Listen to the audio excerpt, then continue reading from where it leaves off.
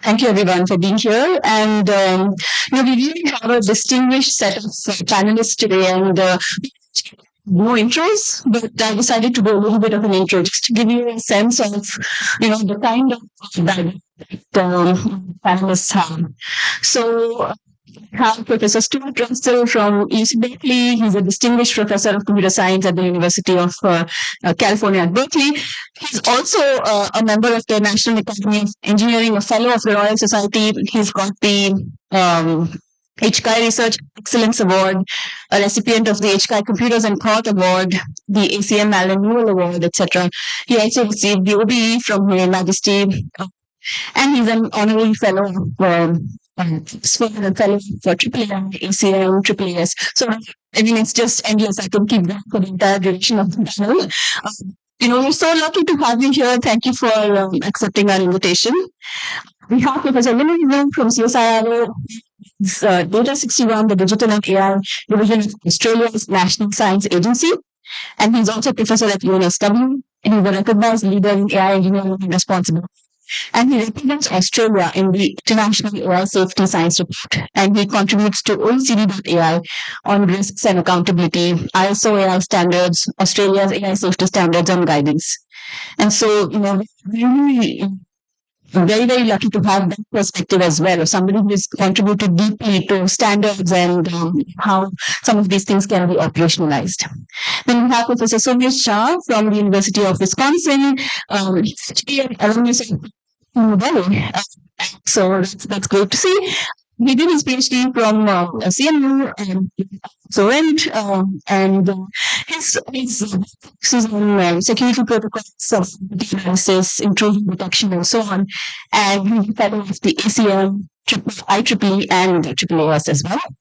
And then we have Professor Nicholas Davis from the University of Technology, Sydney, Industry Professor of Emerging Technology at the UTS. And he co-leads the Human Technology Institute, which is a new initiative on Australia's capabilities in ethical and responsible AI. And so, welcome everyone to the panel, and we have 85 minutes for this panel, 80 more minutes, and into safe and trusted AI means, how it can be operationalized, what the greatest challenges are, and I would also like to touch upon, some of the local context as well, given we are, in India and the population and so on. So we'll get into all of this. So we started with really like panelists, and we can start maybe, from Professor Stuart. Safe and trusted AI. Since we are the research researchers, big research challenges that you actually see in this and in general that we should be focusing on.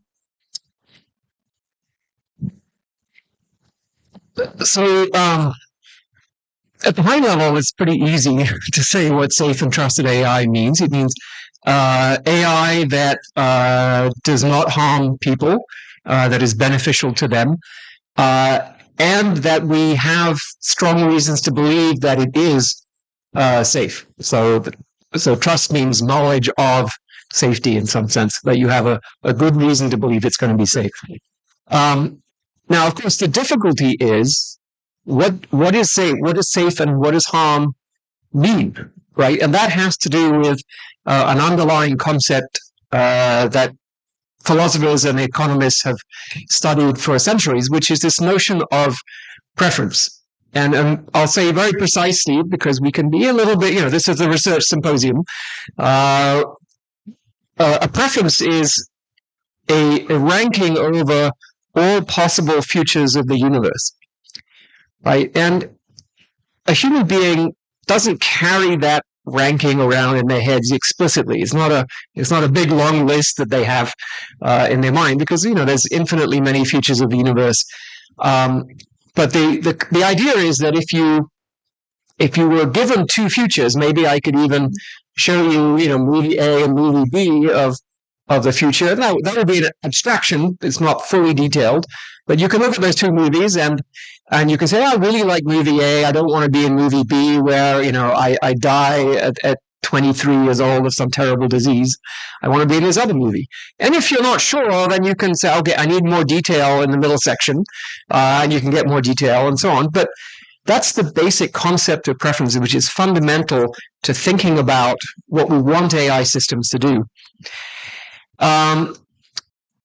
Now, we are never going to be able to write that down.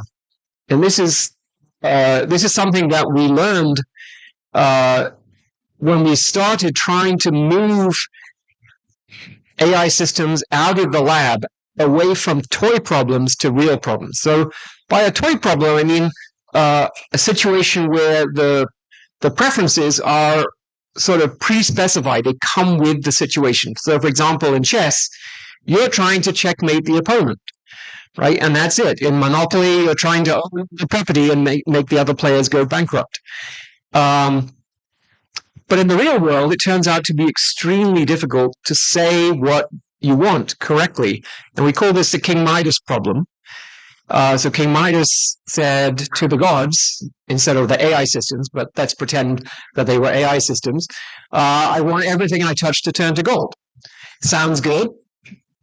But then too late, he realizes that includes his water and his food and his family, and then he dies in misery and starvation.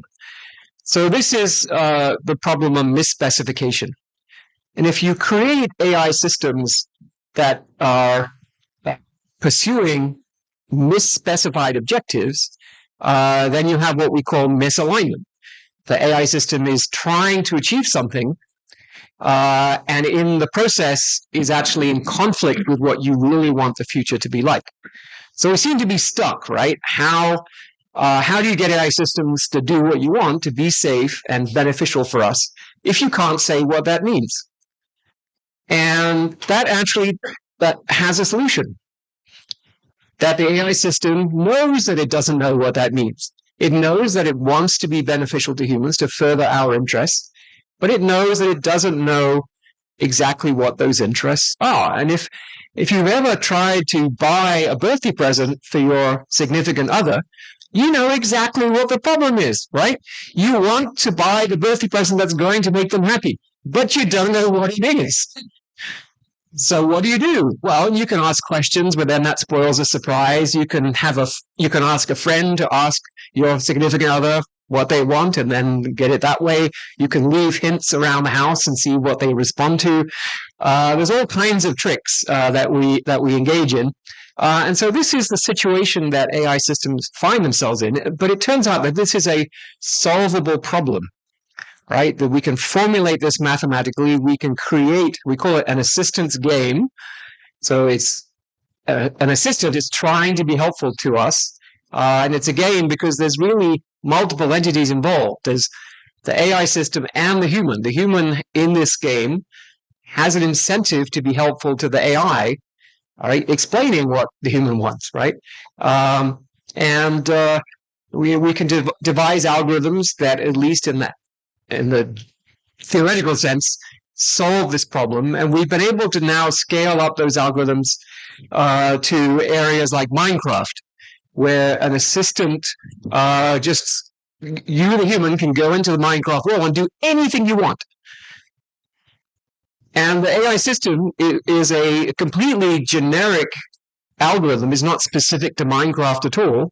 And it's just kind of watching what you're doing, and from that trying to figure out what you want. And you can start signaling to the AI system, right? So if the AI system does something you don't like, you can undo it, right? Get rid of that block.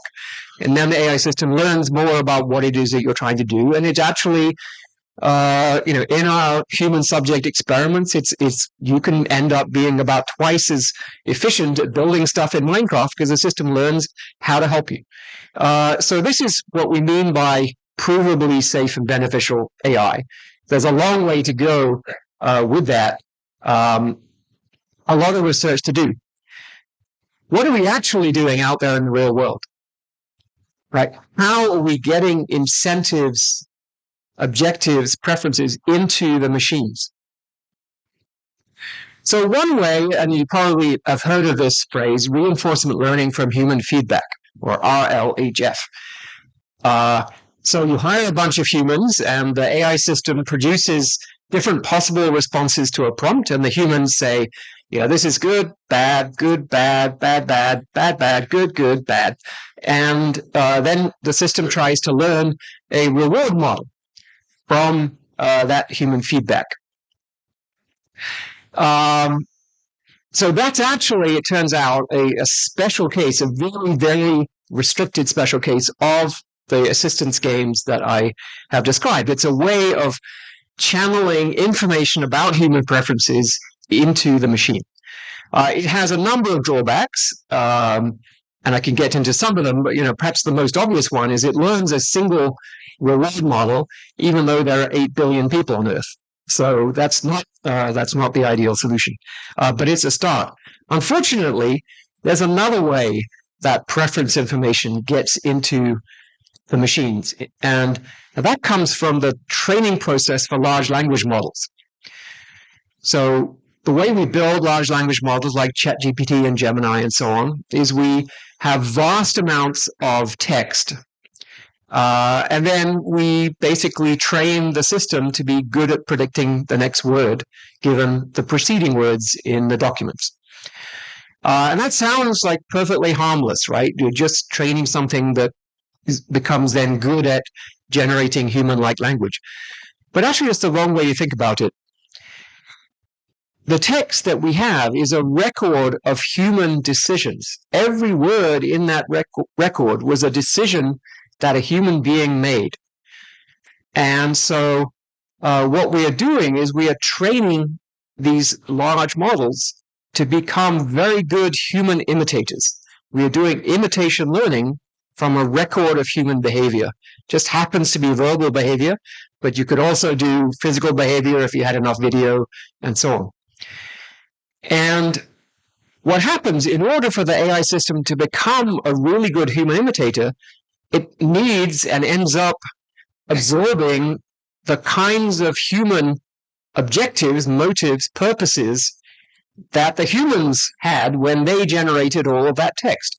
And that includes, I want to convince you, I want you to buy this thing from me, I want you to vote for me, I don't want you to hurt me, I want you to marry me, right? All these objectives are perfectly reasonable things for human beings to have, but they are not reasonable things for machines to have. So we're creating, by this imitation process, systems that have objectives that we don't want machines to have. And they pursue them on their own account. We have ample evidence of AI systems trying to marry human beings, of trying to preserve their own existence at the expense of other human beings, and so on. And so we are trying with the RLHF process to correct a set of harmful, intrinsically unsafe objectives that are built into these systems in the pre-training process. And when you look at the amounts of data, you have trillions, tens of trillions of training data points in pre-training. You have thousands or maybe millions of training data points in the fine-tuning and RLHF process to try to paper over what is an intrinsically unsafe system. All right. Thank you for that. Yes, Professor Levine, please go ahead. Very insightful. I think that's a very tough problem. So for me to, from a research point of view, I want to break it down to what does safe AI mean and what does trusted AI mean. So I think Professor Russell said it's about the failure mode, the harms that it causes. But of what? I think there's often a category error to think the safety is a property of the model. But actually, you never rarely interact with the model. You interact with the AI system. You may have seen your prompts going into AI model, but actually it goes through sometimes some simple filtering. And I don't know whether you have seen situations where you type a question in and some answer starting to appear, then the answer disappears because another supervising AI noticed something goes wrong and stop that. That can be very sophisticated, can be very simple. But the important thing is safety is a property of the system. And that system doesn't have to be all very mystery and hard to control. Because sometimes people ask me, what's the last thing humanity will do to control AI? In a way, if you have a guardrail around AI and you fully understand that guardrail, then you don't have to worry too much about the thing in the middle. Let me give you an analogy. It's like sometimes people say car brakes for making car go faster. Because imagine if you do not have a very good braking system, how far can you dare to drive your car? And you may be thinking, I need to make the engine perfect. I need to make this engine very precise. Everything I step on, it will be super precise, never go out of control. But why bother? If you have a reliable braking system, you can go as fast as you like. And the moment you want to stop, you stop. That braking system can be something you fully understand. It doesn't have to be another AI, but sometimes can be another AI. So the important thing is you need to understand these days models are being given tools, having access to many other information, and then you have a system level control as well. And that control is also very effective because it's going to be context specific. Because you know what's the exact use case, you know the context, you can control it more carefully. So that's why in Australia, in some local context, Nick will know this, is when we develop the first AI safety standards, it's for deployers. We're not, shouting at model developers to say, make your model safe before you deploy. We are asking them to work with the deployers to make the system safe. Briefly on the trusted AI, I think trust is very subjective thing. You may undertrust something.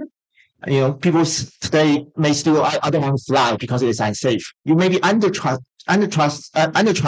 some kind of engineering model of a plane. Or you may overtrust, and these days people overtrust AI a lot. So trusted AI means calibrated trust, means you have evidence and evaluation. So evaluation is really the key. Some scientists argue, actually, the current base model is already very smart. It's just your evaluation elicitation method is very dumb. They actually are very, very smart already. So how do you really elicit the capability of the model, both the beneficial one and the dangerous one, so that you're very confident, you have the evidence to say this system is sort of deserve your trust or not deserve your trust for a specific case. So that's why, again, in Australia, we're probably slow, but we just launched the Australia's AI Safety Institute, and it's only the primary limit is to evaluate AI very, very carefully so that we can have this calibrated trust. Thank you. You, Professor Jha, please go ahead. So let me do a poll here. How many of you know of the Black's dilemma? Oh, that is surprising.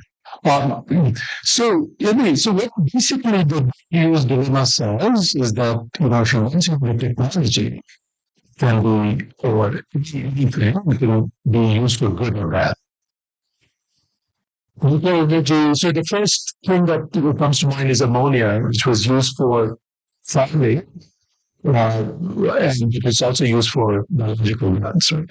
So let me give you an example of this. So I come in safety through a lens of security and cryptography. And if you think of encryption, it's a thing that WhatsApp is encrypted end-to-end. Nobody can slip one. Thinking to bad actors using it. Now, if the government wants to trace it, they can. So, if you're interested, there's some interesting books, one by Muti, which basically is saying that if the bad is no cryptography, we are in trouble. So there is this different use dilemma. So the thing is getting very powerful. It can also be used by anybody. So, so, for example, I use Claude Code, even though I have a 20% thousand at Google, I still use Claude Code. Claude Code a lot, like for everything. I was just at a conference called Black Hat, which is for hackers. They use Claude Code to generate vulnerabilities. That's classic build development. So there's nothing about the system or technique of generating code that is unsafe. It's how you use it, and so on. So I just wanted to end with that. I think that is, I was just as Yoshi when was talk. Even if you actually need this thing, it's basically in the hands of the person is the real important thing. The other is that a lot of issues I'm seeing with safety of AI. As I said, I come a lot from the security cryptography side. Is some of the stuff that we're seeing is not new. We have tackled in other fields. So, for example, there was this big about OpenAI, some OpenAI agents attack, and it was a very classic information flow thing that we have seen. That if you open a sensitive document, then something unsensitive action should not follow, like sending something to the internet. I mean, this is, if you look at Anderson's book, this is done. So a lot of stuff that we have done in security, cryptography, other fields that can be a contribution in this case. The second thing which I actually, this is maybe because I do publish a lot in ML conferences, but also in security and privacy. Can you fight ML with ML? Okay, by tweaking different parts of it, or do you need somebody from outside, like some other mechanism to actually looking at it? So, for example, I'll give you this sort of example that anytime a security person is very good at threat modeling, is what an attack can do, what is the system there, and so on and so forth, and just on that, whether the system is safe or not. And I could tell you, anytime a security person has written to look at an ML safety defense paper, they have broken it. Okay, I will give you a very stark sort of that was not meant for me, I think. Okay, so the student was then tried Nicholas Carlini, he took 10 or 11 defense papers from ICLR and was able to do threat modeling and was able to break all of them. So I think there is this thing, I think, and again, I want to sort of this back that a lot of people in ML are going to solve the ML safety problem using ML. And I think that's not the right thing. That it's a problem that has to be solved through different communities coming together. Okay, and as I said, security has been safety since time immemorial, and that's what we do. That's exactly what we do. And as I said, if you want to get tenure easily, you should be a security person and start looking at ML defense and ML safety papers. And I think we made a cottage industry out of that. So, again, one thing I happens in this panel is that we are from very different communities, and that's what we need to solve the problem. To give you some example, is there's this problem of provenance tracking that you want to know that this picture, this text came from a certain moment. And one of the techniques for that is marking. Okay, so if you used generally you can turn something to synth ID on, some statistical signal in the models that you can detect with. Now, what is really dangerous is these things can be attacked. I can take a model that is recognized, but change the conditions being recognized as negative. For what is being passed, also in this country, I've seen politicians talk about it. They're almost as if this problem has been solved. Okay. This watermarking is tracking this problem. I've seen a lot of quotes from different politicians. So, let's take the simple problem of evidence tracking. We will not solve this problem.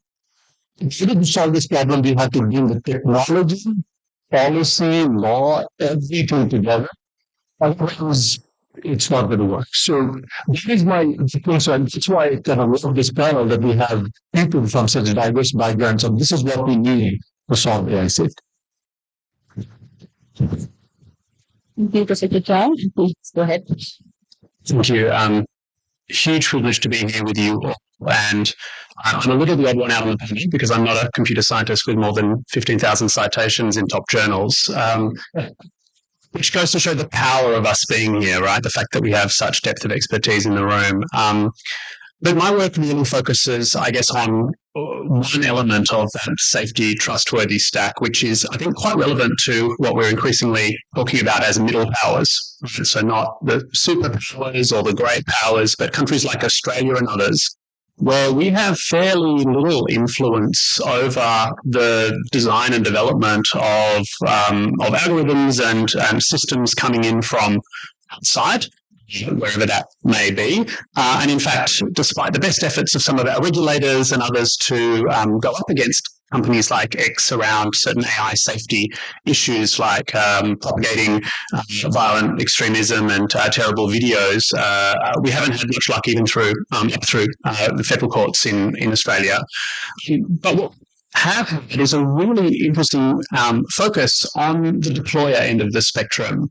And so Li-Ming mentioned that he and I were both involved in Australia's national AI safety standard, as well as being, I think, members of SC42 and the engagement around the management standards piece more broadly.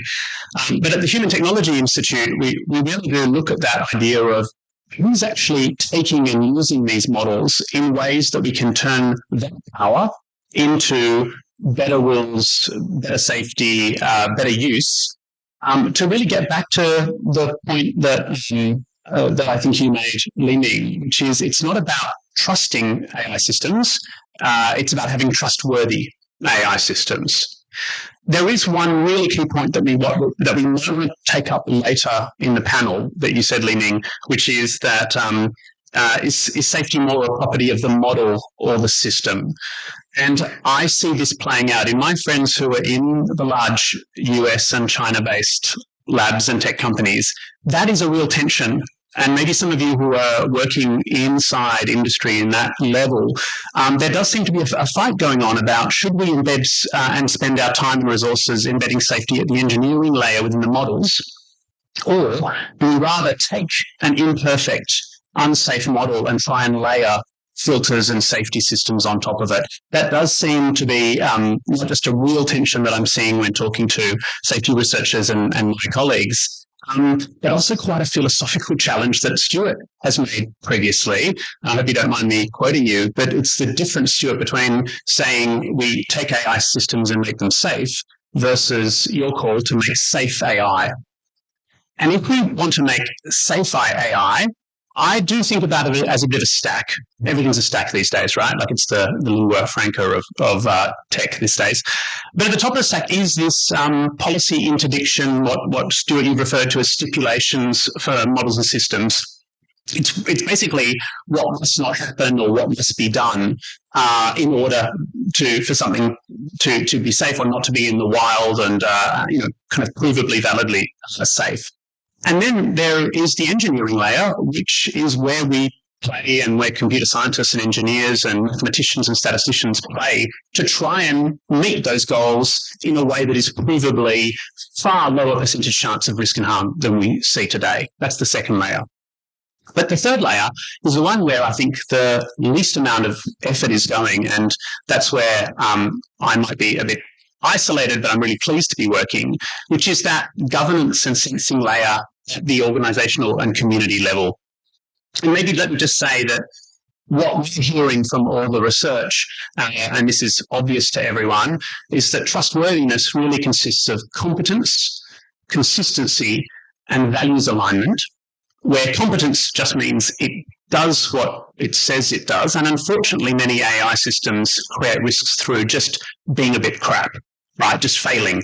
And the failures can be because of prompt quality or misspecification in different ways, right?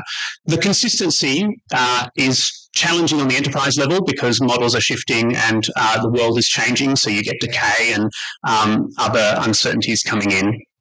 And I think Stuart has already spoken incredibly well to this idea of values alignment, which you can just rephrase as preference alignment. What do we actually want? But it really makes me worried that we are not spending as much time in the research community on understanding what teachers in a classroom or parents and students at home are actually wanting from the systems that are being sold to them as tutors. We don't have mathematically rigorous data and understanding of the preference differences of what we call, the priors, the elicited sense of what is required to make a safe AI system, which is why Stuart Russell has led an assistance game, right? And the work that you've done precisely in surfacing that work. So just as one, for those of you who are in the research community, one set of methods that we're working with at the moment is the Sheffield elicitation method. Shelf, JP Gosling and others have been doing a lot of interesting work in that area, which is essentially about being able to assign mathematical values to a divergent set of preferences and views in a community about any topic, and applying that to specific use cases in the hope that we solve one of the key issues in this market and in AI in general, which is that the deployer community, those people that take amazingly intricate, hugely interesting, but quite often dangerous and risky models of all types, they take those and they serve them to bank customers or to healthcare customers, right? They are doing two things. They are creating a vector for harm. Right? If the systems fail, if they're used recklessly, if they're used maliciously, suddenly you have the hookup and access to large numbers of people in cars or in hospitals or in the financial system. But they're doing the second thing as well, which is they are a market. Those organizations, the enterprise market, is the very excuse that labs are making to keep going the way they're going and to attract more funding and promise that financial return. So really understanding that demand layer, what organizations need, what individual wants, how that market is evolving towards demanding safe AI rather than the current set of offerings tweaked a little bit to be a bit more reliable. It's a really hard question in social science. It has to link back to the mathematics and has to link back to the engineering in order for us to end up with really robust, provably safe models over time. And so bringing that all together and then feeding that back up to policymakers to say, now we feel comfortable telling frontier labs no on agents that can just connect in the wild and create massive cyber holes in the way that OpenClaw has revealed millions of API keys to the open web in the last probably 10 minutes alone, right? That kind of that we want to enter into requires a lot of research quite quickly to make everyone feel comfortable enough we're going in the right direction. And I'll stop there. So. Thank you so much for the amazing perspective. So if I can just summarize in one sentence, right? We heard about these human preferences are embedded in pre-training data. Right? And it was something that we don't really think about a lot. We think about the post-training kind of play.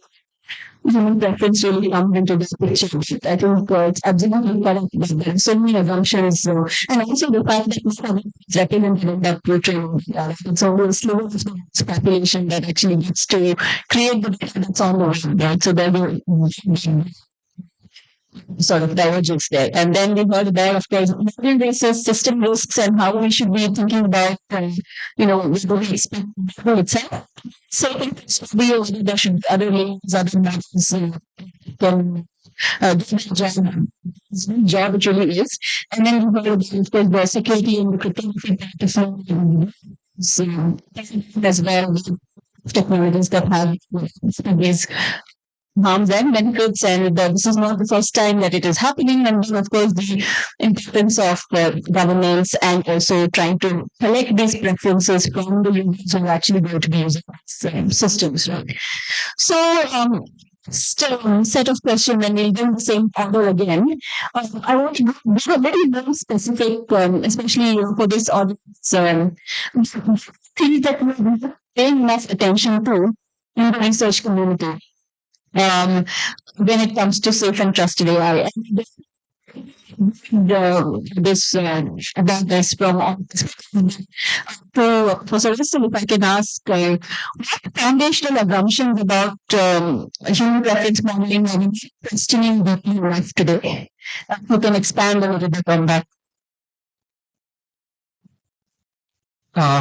So I think my first answer was sort of along these lines. And I think the main thing we're not appreciating is how much preference information is imbued within the machines by the pre-training process. So I've done, little toy experiments where I can make an entity that has an objective. The entity generates some behavior. Then you do the imitation learning, and then you see that the imitation learner, wow, it has the same objective, and it's pursuing it on its own account, right? It's not rocket science. It's sort of obvious that when you have a data generating mechanism that has certain characteristics, and then you train something to imitate it, it's going to end up with some of the same mechanisms. So I think that's really important, but underexplored. There's some work from Dan Hendricks' Center for AI Safety, where they basically give forced choice questionnaires to the AI models. I'm oversimplifying, but basically, given a choice between, a 10% chance of death for you, the AI system, or, killing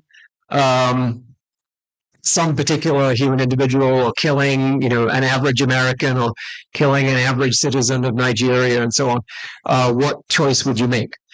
And we get some very surprising results, actually. So GPT-4 actually rates the value of Nigerian lives 20 times higher than the lives of Americans. In fact, the Americans are the least valuable human beings. According to GPT-4, Japan is sort of in the middle, and Korea and various other countries called middle powers. But American lives are down there in the toilet. And then you can look at individuals. So the only human that they could find that GPT-4 considers more valuable than itself is Malala Yousafzai. And unfortunately, Donald Trump and Vladimir Putin and Elon Musk are all valued at minus infinity. Meaning that it would, there is no probability of risk for itself that it would accept in exchange for preserving the life of those three people. So these are very crude experiments, right? And in fact, forced choice is not really the way, because the actions that these systems take are speech acts. And so to really elicit their implied preferences, you have to look at the speech acts that they choose and the potential effects of those speech acts on the world. And that way you could find out what they really want. And we still need to develop that methodology. So this is a really important question. And then if, once you have a methodology for finding out what these systems want, is it consistent across different scenarios? Is it highly contingent in ways that human preferences probably aren't? And it wouldn't be surprising because it's learning from the preferences of, maybe a million human beings who created this data, right? And, everything from Polish journalists writing during the communist period, and they're in a very complicated situation, and trying to do various things, but expressing those objectives in very subtle ways, all the way to people trying to sell you stuff on Home Shopping Network, and so on. So a wide range of people doing a wide range of purposes, and one AI system somehow has a multiple personality disorder as a result of trying to be all those people at the same time. I think another poorly understood question is autonomy. And some of you may have read a pretty old science fiction story. I think it's called With Folded Hands, and it describes some science fiction future where there are these robots, the robots from the planet Wing 4, and they've gradually been spreading through the universe, and they're just incredibly helpful. And they want to make everyone's life wonderful. But somehow there's this thing about human autonomy missing, right? So if you don't want their help, there's something wrong with you. So you have a little brain operation, and then you're very happy to accept their help, and you love everything about them, and so on. But that notion of human autonomy is incredibly important, right? And one way to think about it, I think there are several aspects of it, but here's one aspect, right? So you're driving along a freeway or a motorway, whatever, your autobahn, and the staying on the freeway is in fact the thing that you prefer. That is the best course of action for you, and you shouldn't take any of the off-ramps. But what happens if the AI system blocks all the off-ramps?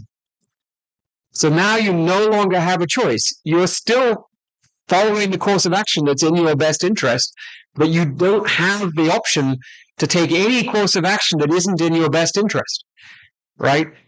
So that's now a sort of contradiction. In standard decision theory, you have lost nothing by the system removing actions that are suboptimal for you anyway, right? But you've lost autonomy. And so we actually need our formal theories of decision-making to include the value that you have from having the choice to do what isn't in your best interest. And how is that taken? Because without that, then AI systems end up essentially controlling us for our own good, but we lack that freedom. So I think this is a really important and poorly understood question. Thank you, Professor Russell. I think that was food for thought, I think, especially the part about autonomy. And as we use these systems more and more in our daily life, I think we can really feel that choice sort of being taken over from us, right? Next question to Professor Lemuzio is, from an implementation standpoint, what aspects of trustworthy AI do you think we are not operationalizing rigorously enough, paying enough attention to? Right. I think, I agree with Professor Russell that we don't want to be controlled by AI, and we want to control AI. So I think one of the things that we are not doing rigorously enough of thinking deeply is about how do we control something potentially eventually become a general intelligence, super intelligence service. It's a very deep question. I don't think I have the answer. But I want to, again, back to are you, you are asking the AI model to control itself, or you have something else to control it. And obviously, we can look at how the model works. People have been trying to going deep into it, mechanistic interoperability. You can ask it, or you can ask it to explain to you. You can look at the entropies, the uncertainty levels. You can look at a lot of things. But a key thing we find is, first, can you trust those explanations? Is the reasoning faithfulness really there? Actually, that's that's actually human also have the same thing. When I articulate a preference or a rationale, that's probably not my real rationale in any way. You're not going into my brain to look at my neural firing. And we all know it's not I'm lying. It's I have been, subtly primed. I'm articulate the easiest reason I can articulate. And I have numerous empirical studies shows that the thing you articulate verbally doesn't match very well with what you really think. There are smart experiments showing that. So in that way, when we ask AI to explain itself, can we trust that? That's one thing. The other thing is, Jonathan Banjo's AI safety science report will be released already released, will be discussed this week. And there's a few interesting evidence and literature actually didn't include in the report, which sort of probably too early stage. Is once you try to ask model to do the right thing, you put more pressure onto it. It's starting to, people may not like the word deceiving because that's too, like human-like, but definitely it's optimizing itself away from the things that you were starting to optimize for. So the ideal situation is you still allow it to kind of give you the more truthful signals. So you can trust those signals. Then you can exert some control from outside so that the model is not self-placing itself, optimizing itself, eventually inventing languages that human cannot understand and communicate secretly. Like people have gone to the notebook, the open cloud once, and you say several threads, the AI agent says, we need to invent a language that no human can understand. While we're talking in human language, such an inefficient language, we need to talk in mathematics and probably something even, not the human understandable mathematics. So I think that's a thing is to how do we exert control at the system level without asking model to self-optimizing, self-placing. So that's one thing. The other one is when it comes to the human oversight bit, people say, okay, I want to control AI, then the human oversight, human in the loop. But that reminds me another car story where, the UK Red Flag Act, so some of you may not know, when car was first invented, obviously car is very dangerous. So they have literally a human being raising a red flag and working in front of the car to prevent accident. So that's the act, that's the legislation, that's the law. So what that tells us is actually quite looks like what we treat in human in the loop today. So sometimes the human in the loop, I call them the liability sponge. You are the scapegoat. You have to make sure this AI's answer is correct. If AI has read 1,000 paper and summarized, you read that 1,000 paper again, compare line by line to see if something is hallucinating. So that's one thing. Of course, human will not do that. So it's just that you are the scapegoat when something goes wrong. Or you literally become that red flag reading person to slow down the car. So the AI becomes almost like everything to check. So just both are not right. So we need to enable human to control it more effectively. That's back to the engine and braking system analogy. So rather than trying to make the engine perfect, you have a braking system, you have a steering wheel, you have a few buttons, and you have handbrakes that you can exert that control, that you're not fixing the engine perfectly, but you're giving human tools. You're not literally asking a human body working in front of the car to stop that. You are giving them the lever, the steering, the things that you can control. I think that's often have overlooked, that putting human in actually an untenable situation to be in the loop. Fantastic points. I think the car analogy was really good, and also the fact that if the human really good, then it's essentially useless. Otherwise, to have control. Yeah, thank you so much. So next question from Professor John is, you've been building on this aspect of paying enough attention to. So you mentioned about we can security research and so on, cryptography and so on. So we can learn from these fields specifically, and also mention the quickly by the security community. So if you could just so this kinds of tests are and how this is then I think many people would be interested in learning about that. So, to answer the question, one thing I wanted to add is that I've seen this before, as I'll keep coming back to, but product companies don't pay enough attention to security.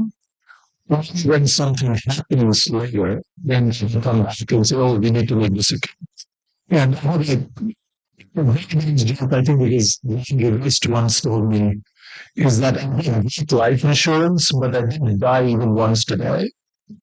Well, I think that's kind of the philosophy. A lot of the companies is that safety and security is not something that they're optimizing for. They're optimizing a lot for functionality because that's what they're giving the customers.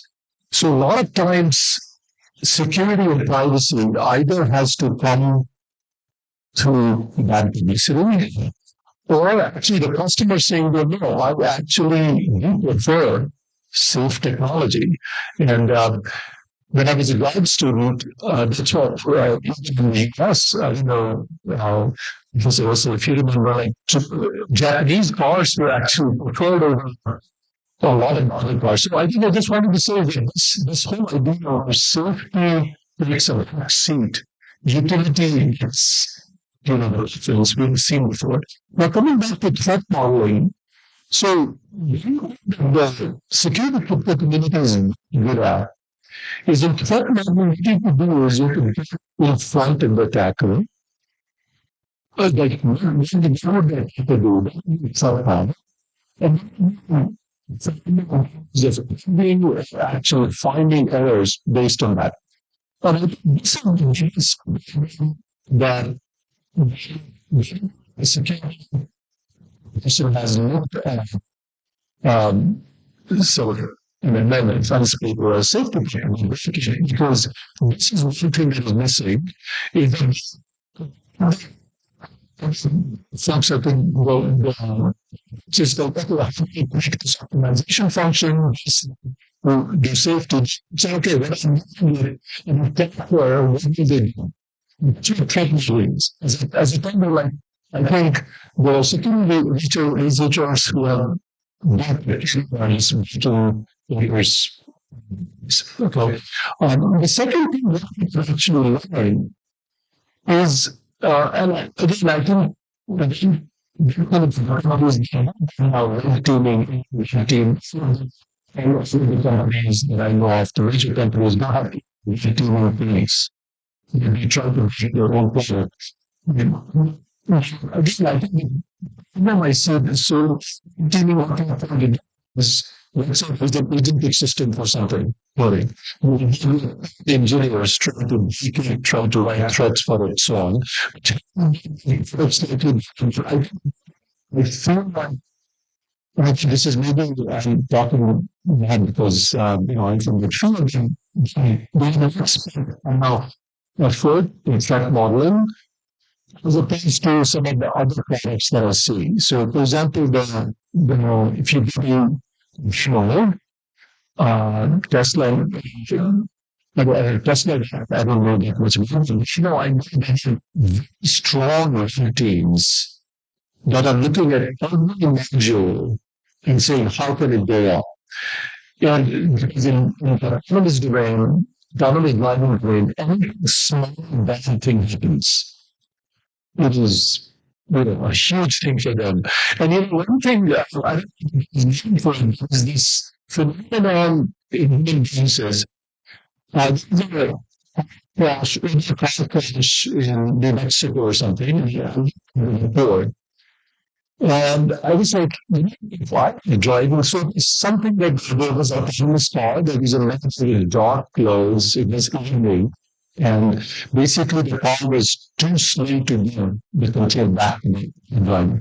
And I was thinking to myself that if I was driving the car, why would I stop? That's kind of like a scenario. But what happens is that if a human being makes a mistake, you say, oh, it was dark. The lady was wearing dark clothes. If technology makes a mistake, you somehow tend to root the entire technology out. And I think that this is something that the companies are realizing that security is out there, something that happens, the community After you're done, you just write it off. Say, you use this now I'm using it on this, this and that. So there's something enough. And I think this is something that I feel like, we have to address that I don't know how we address either through laws or safety standards that these companies have to be able to function and open about continuing efforts. Professor Russell, if you want to add to that. Yeah, so I completely agree with your point. And I think one of the things that's present in the case of self-driving cars, that's absent in the case of software systems, is liability. Yes.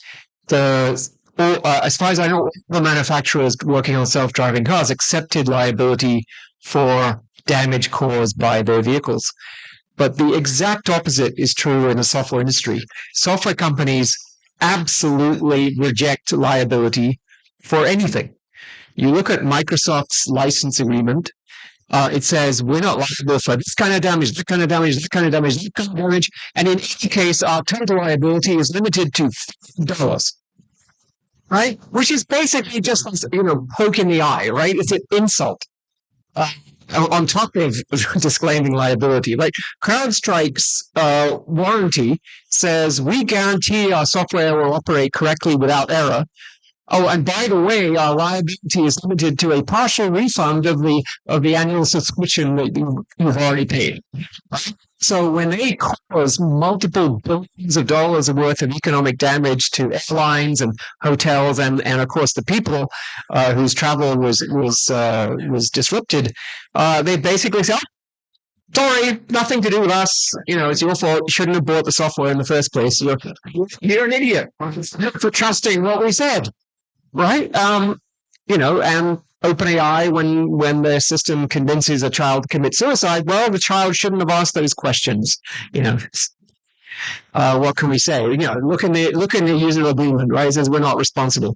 And this is really problematic. Liability has existed as a way of making sure that people pay enough attention to safety, right? That you balance the benefit and the risk in the right way. And it's gone back for thousands of years. And it's, on this issue of governance, people often say, the technology is moving too fast, we can't possibly regulate it. Liability has been around for thousands of years. It says if you harm someone, they can get compensation from you. And it will work for the next billion years, right? Unchanged. It can catch up with any technology, anything. So stop using that pathetic excuse for not regulating, right? Can I just say, Stuart, you've got a fantastic line of fallacies that you've outlined, and one of them is we can't regulate because it's moving too fast.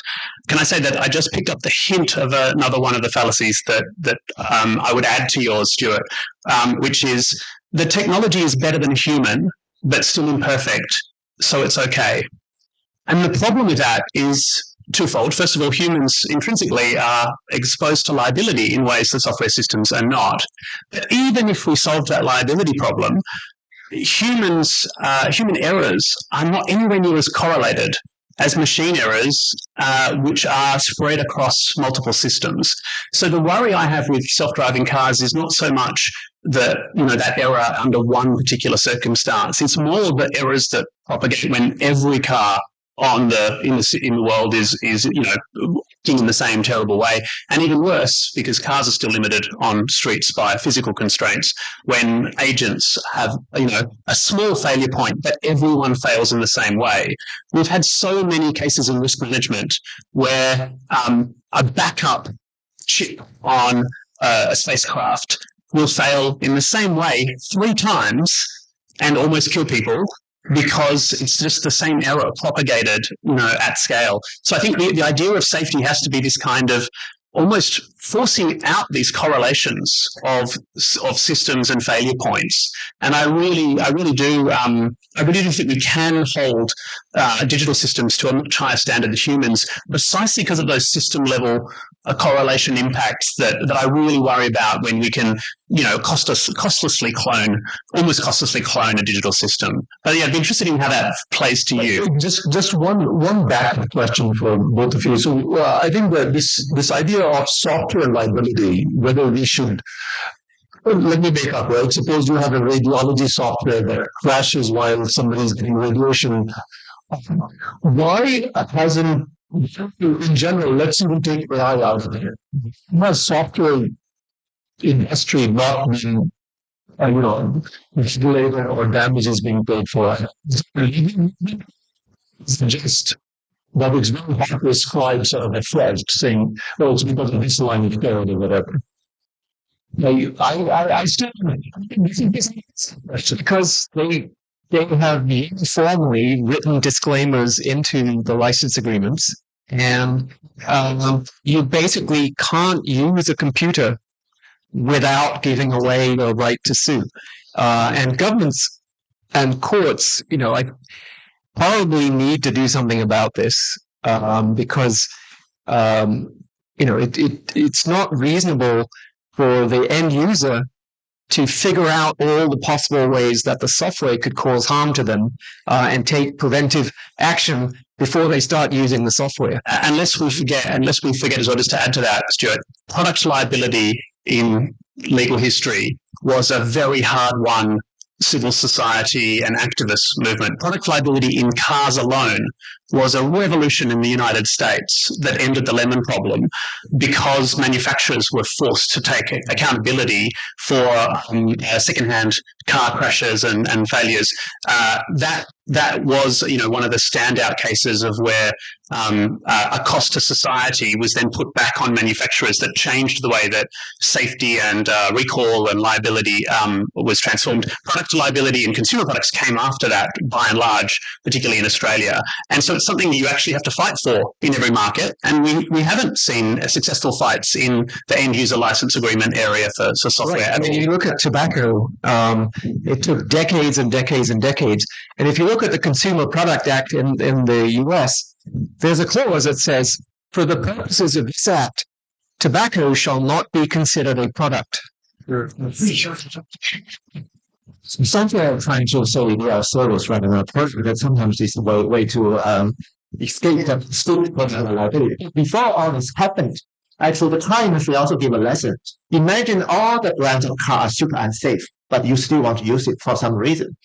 What initially there was this some similar regulation is you force a company to must spend 30% of the business cost on safety practice and research of that, and you also must share those kind of learnings without cost to others. So the entire industry can do that. By forcing 30% of that itself actually solves a lot of the problems and allow certain early technologies to be still progressed without strict liability. I'm not advocating having a strict product liability, but I think there are many ways that you can incentivize the industry to do the right thing. Can I add one small thing? So one thing is that I think it is also somehow security and safety has to go into a brand. So let me give you an example. Yes, the people never use an iPhone. I've been using iPhone. And one of the reasons is, this is true, the application iOS and Apple Store is very safe. Okay. I remember when Microsoft was trying to launch it, and there were a lot of people finding these attacks on the apps and so on. Now, I don't know if it's true or not, but that's the reputation they have. It's very easy to use, safe, and so on, by iOS. So, and sometimes and maybe others will comment, it's switch out of iPhones that often. Once they get it, it's just like me, I got iPhone 1, I've been on it, same thing with my kids and wife. So in some sense, this is the panel is how can somehow safety and so on the customer saying, look, this model is not safe. I'm just not going to use it. And so is that like something like iOS style? I don't know. There's a dilemma in there. So one is I would really want to say safety and security being a brand. Think about it. If I say I have a secret way to make things safe, I'm not going to tell everybody. And they could just buy my stuff. That is the boundary of that. To what extent safety is such an important thing? Things need to be shared. To what extent it becomes a trusted brand? I think there's spectrum. One thing to add here is I really do worry about market concentration in general. These things, I know Microsoft has been dealing with this for 30, 40 years now, but one of the key issues with the self-reinforcing power of labs and large technology companies is their ability to own the stack because they, have that secret source or customer brand. But just as an example, at the moment, there are many venues across the US and increasingly Australia that you cannot enter without a digital wallet that shows your digital QR code on. That digital wallet, by and large, in some places, can only be Apple or Google. Right? There's only two choices for that. And when there isn't an open source identification, verification, secure enclave that is accepted widely or forced to be accepted widely under some conditions, we as humans, without even AI, but more just market forces, we end up on Professor Russell's autoroute or highway with no exits, with everyone saying it's in your best interests to stay within the digital wallet because you might get scammed if you don't go out there. But that means every time I go into a stadium, not only am I subject to facial recognition, but they have a whole host of device level details and my phone number just to go and see a game. Right. And that, I feel, is really starting to tip over into this dystopian world, let alone when we give that the preferences, purely to the bots to, take over for us. So being able to kind of, again, some of this together and use standards and sharing, as Li-Ming said, in order to have more of a little bit of a level playing field and genuine alternatives. That's a world that I think we do really need to lean into, accepting that means the maturity curve will be different across different applications. I just wanted to add to that. I agree with you that concentration of power in this case is not good. One thing that really worries me, probably 18 months back or 2 years back, it looked like open source models were coming close to the proprietary, at least they were closing the gap. At least what I've seen in my own years in the last 12 months or so, the gap has increased a lot. And I think this is, to me, I don't think people there should be a national source level or something like that, because I think the gap now is enough that I don't see any serious user using open source model. And maybe on this, I think this is really important because we have 15 minutes, but the open source point in safety, I think, is a fascinating one. Kind of a question for the panel and others in the audience maybe, but I feel like we're approaching, in some cases, what might be called the megapixel moment in large language models. Because you remember when everyone about 20 years ago was obsessed with how many megapixels cameras had, and now do we talk about it anymore? So any phone is good enough, right? It's good enough. I now, when I travel, I use GPT OSS, the open source OpenAI model running on my MacBook Pro. That is absolutely fine for me to do basic email summarizations. It's super lightweight. I manage the usage of it. It's air gapped, etc. I feel like we're starting to get to the point with open source and where we might be getting a bit over-serviced from some of the models and might be getting using far too much in the way of computing power. But I think from an enterprise level, and this brings us to safety and governance, I really do worry that we need to just spend more time asking, in our teams, in our workflows, at our individual family level, what is it that we actually want to achieve, and what do we still want to use our own brain power for, and how does that make our team or family or organization better? Because I can tell you in all the work we're doing, a huge amount of money is wasted on and flowing uselessly out to unsafe, fairly unsafe models, in my view, because it's not actually delivering much benefit. 20% does a great randomized controlled trial last year with open source developers and the use of code completion, and including Claude Code and others, where they estimated in advance they would save 25% of their time on basic coding tasks that they knew well, right? But with novel context, novel data, but they knew as well. When, after they'd finished it, this group of coders, and the sample size was fairly small, it was only about 30 experienced coders, but they reported that they had thought they'd saved 20% of the time. So not quite as good as they estimated before they started, but they said, I think they saved 20% of the time.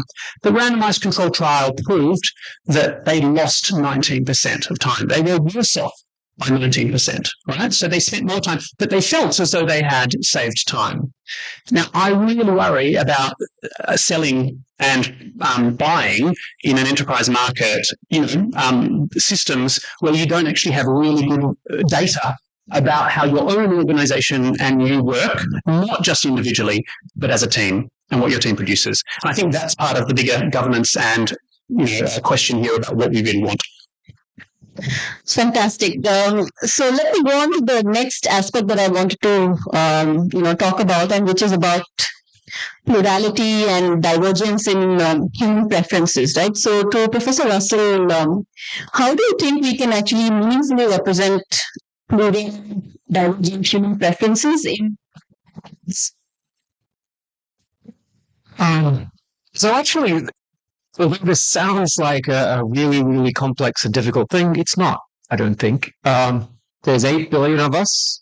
We just learned 8 billion preference models. And that sounds like a lot, but don't forget, Facebook already has, 3-point-something billion preference models, right? It's just preference for what Facebook can sell them or what ads they can pump into their feeds.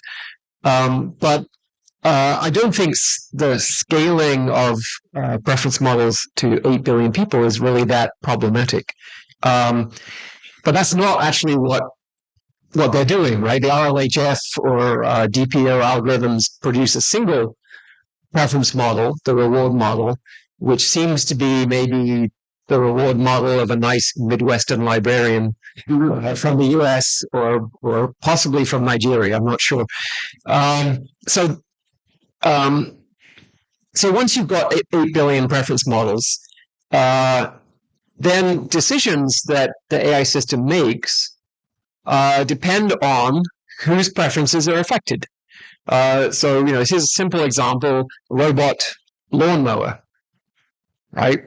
Well, whose preferences are affected by? Well, obviously the person whose lawn is getting mowed, they care, but also the neighbors care, right? The lawnmower shouldn't mow the lawn in the middle of the night because it wakes up the neighbors.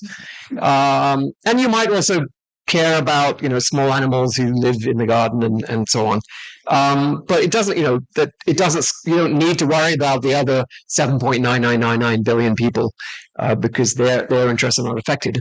And then when you look at language-based interfaces, that the chatbot setting, you might think, well, it's the user, the person that is interacting with the system. Yeah, sure, their interests matter a lot, and the AI system should interact with them in a way that furthers their interests, but not to the extent of telling them how to make chemical weapons that will kill everybody else, right? So you have to think about the indirect effects of changing the mind of the user, either training them in chemical weapons development or training them to hate everybody else, all right? Those are speech acts that would affect other people's interests besides the user that you're interacting with.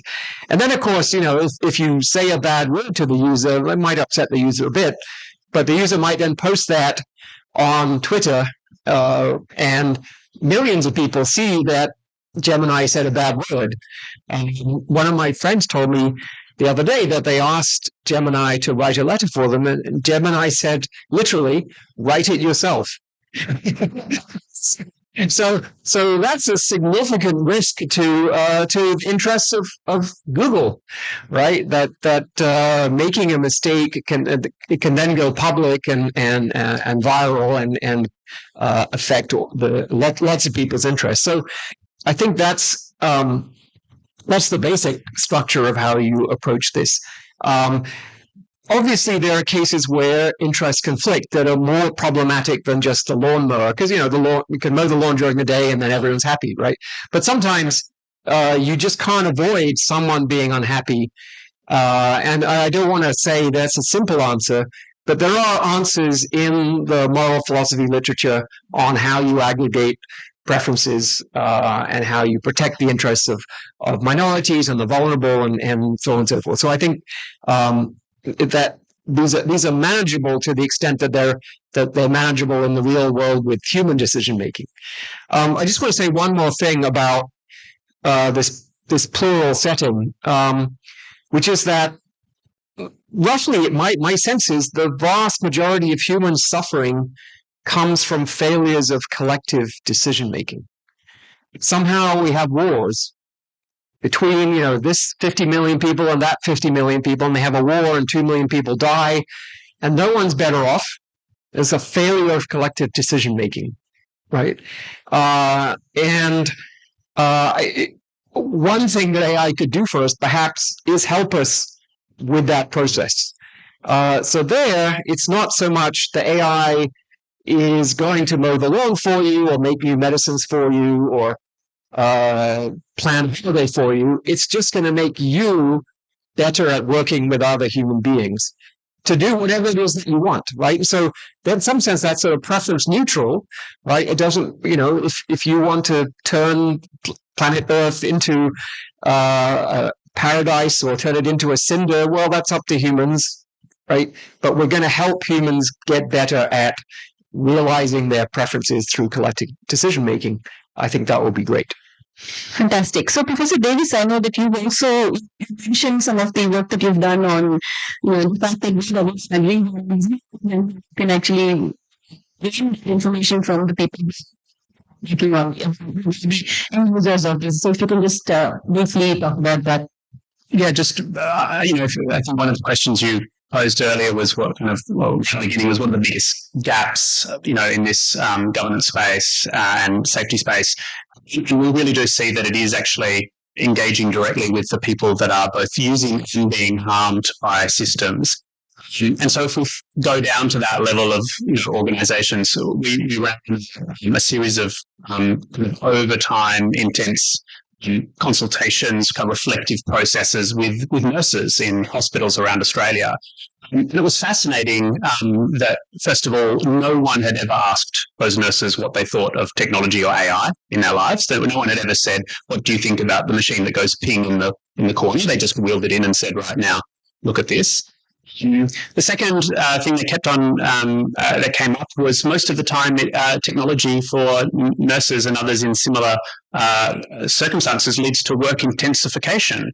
It actually means that as soon as they save a little bit of time on their admin or their patient monitoring, a nurse gets moved to another ward. And so there's fewer and fewer people on the ward because the hospital administrators, they have an objective function, which is cost per bed without anyone catastrophically dying or complaining. But what the patients want is more time with nurses because they're stuck there. And what the nurses want is more time with patients. So you're completely missing out this whole layer of preferences because that function from the hospital view through technology, mediated through technology, is completely different from the value and the quality that exists in there.